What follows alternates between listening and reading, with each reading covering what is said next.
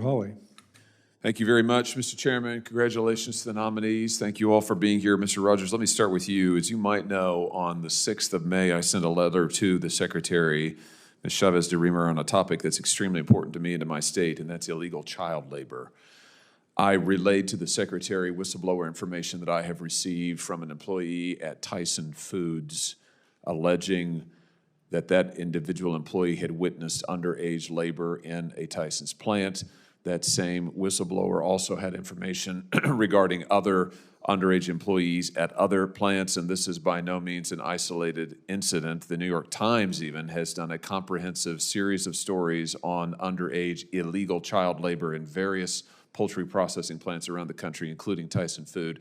Now, I'll tell you why it's particularly irksome to me, because Tyson Food unceremonially closed 2 major plants in the state of Missouri after telling our workers and farmers they would remain open. They canceled contracts with our farmers, putting many of them into bankruptcy. They fired all of the workers, sending many of them into destitution.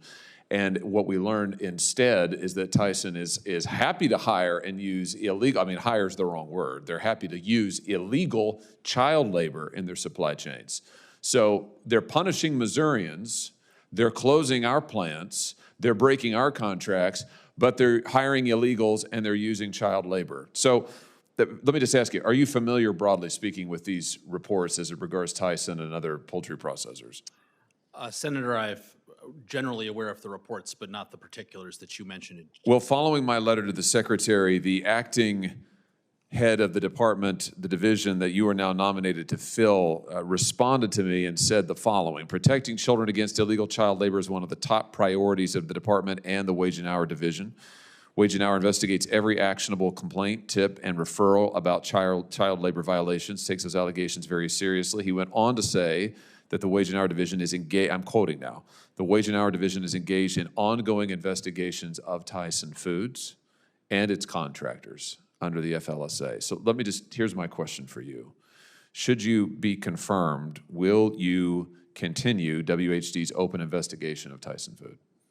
Well, Senator, I can't comment without knowing more of the details, but I certainly commit to continue to investigate offensive child labor wherever it may be. Okay, good. And let me just ask you a little more specifically, what actions would you anticipate taking to ensure that illegal child labor is not possible in this country in the year 2025?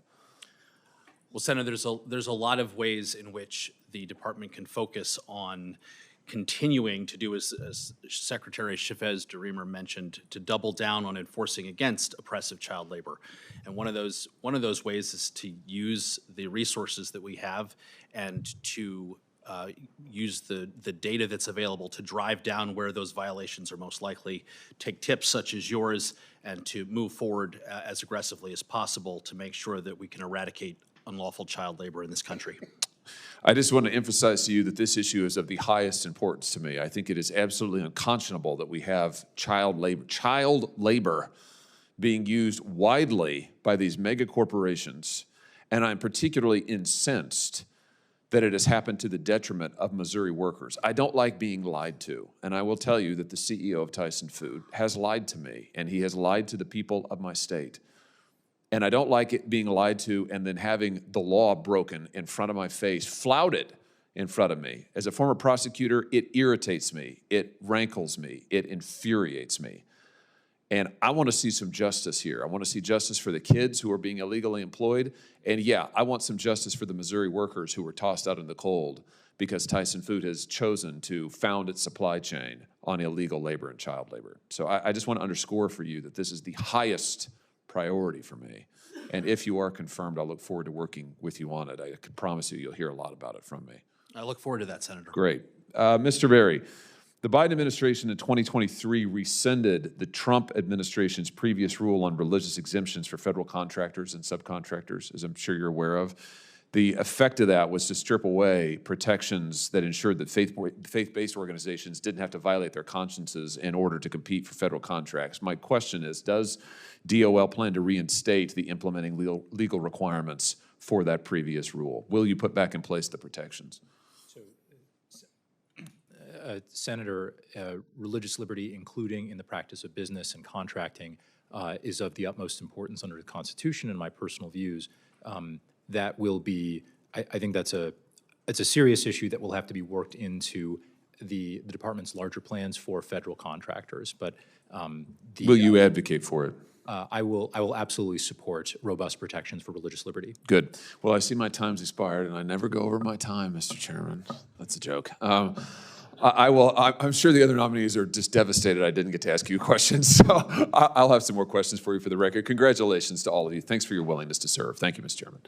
Senator Blunt, Rochester. Thank you, Chairman Cassidy, and